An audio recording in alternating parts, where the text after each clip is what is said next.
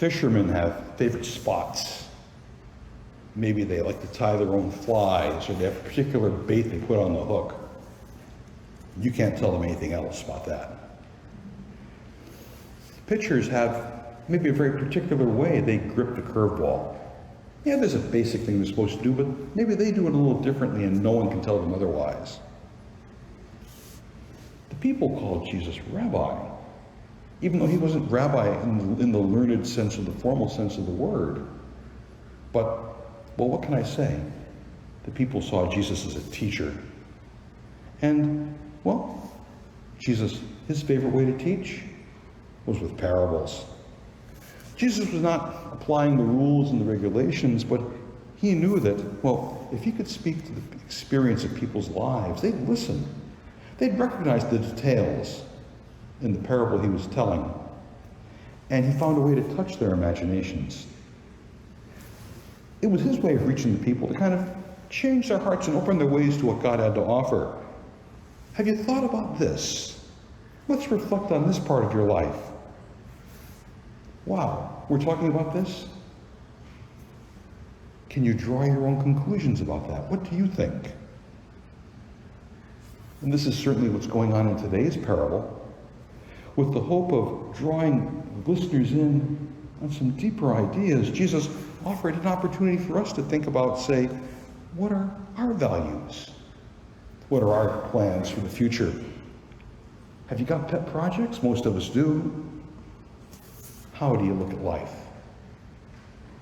Jesus opens the parable by talking about this rich man who produced a bountiful harvest. Who wouldn't want to be in that guy's shoes? I mean, security, well-being, check, check. He's all set.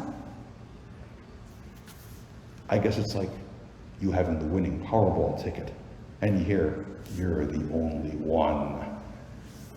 Your only worry is, how can I spend all that money? What shall I spend it on? Shall I leave some for someone else? Who wouldn't want a problem like that? I suppose we could all take a chance at being challenged with that responsibility, right? I'm sure. Corner of the market on microwave popcorn, yeah.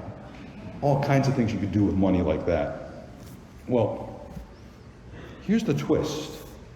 You know, isn't it ironic? Don't you think?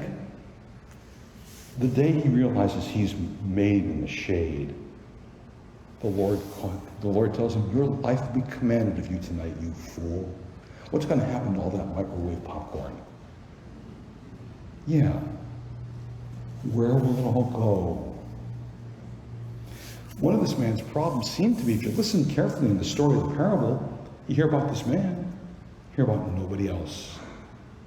No spouse, no children, no partners. He's kind of on his own. He's got all these riches. Where will it go? It's a pretty good question because there's nobody else in the picture, seemingly. And you certain, what's the phrase? You can't take it with you. There's no human connections in this life. This man was his own advisor. And he was, what can I say? He was his own beneficiary. Like they said in the parable, he's a fool.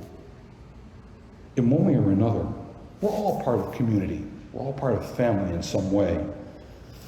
Others are involved in our lives, the decisions we make, from the small ones to the big ones, and certainly good conversation with the closest of people in our lives involves talking about how we resolve things, how we sort out what's next. When we decide about what we do with more in our lives, we've got some people to reach out to. Spouses, parents, siblings, neighbors. We talk about the community. We talk about what's next. This man was kind of blinded by all of his possessions. He thought they guaranteed his present and his future. He thought he had everything and happiness was on a string. And he called his possessions good things. And they are. But there are others who have less. There are those who lack these good things. When they are rich, maybe they are rich in the things that say what matter to God.